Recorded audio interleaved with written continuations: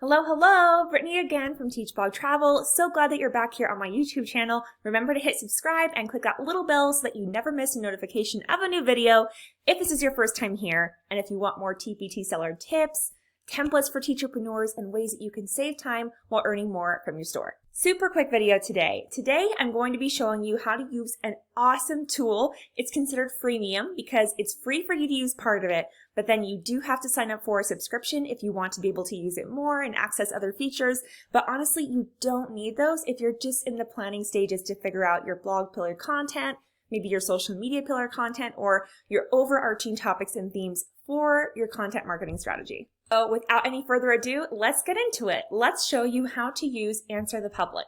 So for this tool, it's kind of a way to lovingly spy on your audience, on your ideal clients and customers.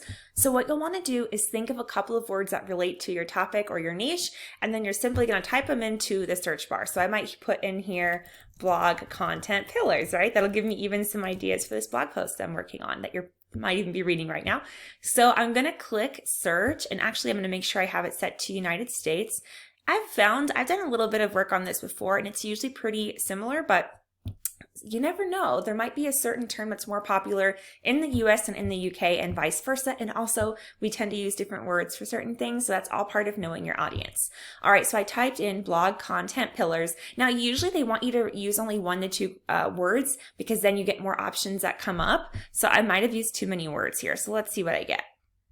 Not much here. Okay. So let's go back here and let's type in pillar content, and we'll see what comes up. I think we've got a few more options there.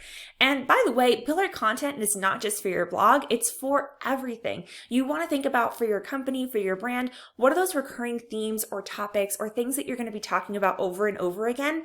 Those are really the ways that you pick your pillar content, and that's really for any medium, blogging, podcasting, for your Teachers Pay Teachers, store products, anything. All right, so I'm seeing I'm getting some options here. So let's just go ahead and scroll down, and it really just, again, it's the aggregating data, all of these different searches. So it's looking by preposition. So the most commonly asked ones are those green dots. This one says, what is pillar content? And so you might have noticed in this blog post that's related to this video, you're going to see I have a table of contents, and one of the questions I answer is, what is pillar content, right? Because some people want to know, what is pillar content in WordPress? So if you have a WordPress blog, then you might have even typed that question in to be able to find this blog post or search. What is pillar content rank math? Okay, so rank math is a plugin for WordPress. And so if people are using that, they're probably trying to make sure that their blog posts are ranking towards the top of Google, right? And so it makes sense that this question would go along with rank math because that's a plugin that bloggers are using. How does pillar content work? How long should pillar content be? So those are all questions related to that. And so these are all questions I want to answer in this post, in this video, right? So if we scroll down here, we have some more visualizations, pillar content for social media, pillar content in WordPress. What is pillar content in rank math? Yep, what does that mean?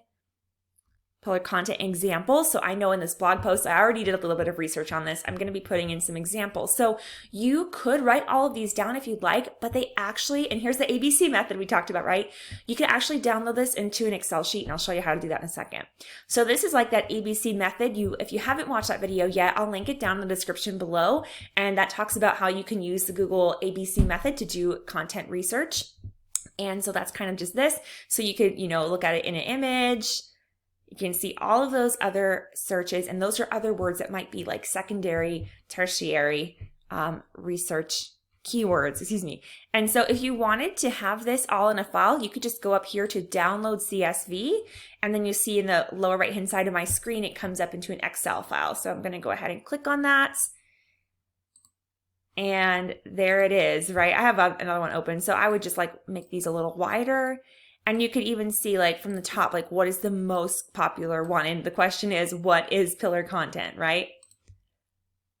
what is a pillar content page? So I know these are all going to be really good questions to answer in my blog post and the one that you're possibly reading right now that you might have clicked on the video, or in my YouTube videos where I break down like answering these questions one by one. Those would also be really good to break up into social media posts. Like maybe I do a carousel post on Instagram about pillar content, and on one I talk about what it is. Maybe I do that in my stories. On the first day of my stories, I say, okay, today we're talking about pillar content. This is what it is. Check back tomorrow, because see, I'm trying to get them to come back, right? Check back tomorrow to see some examples of pillar content, right? Because we have to think about that person, our ideal client or customer. What is it they're asking? What are the certain words that they're asking? And why are they asking it? When we can start to put ourselves into the shoes of that person, it really helps us to be able to create content, both long form on blogs, podcasts, and YouTube channels and things like that. Email marketing can kind of be long form sometimes, or in that short form content. So that's Instagram captions, Instagram stories, Facebook posts, and etc. So I hope that was helpful. Answer the Public is an awesome tool and website. I will link that down in the caption below, in the description, excuse me. And if you decide that you like this kind of content, again, I would invite you to subscribe if you haven't already. Be sure to click that little bell so you don't miss a notification of a new video. And if you want to talk about this stuff more, come on over to my free Facebook group for TPT sellers and teacherpreneurs. I'd love to have you in there and answer any of your questions. I will see you next time.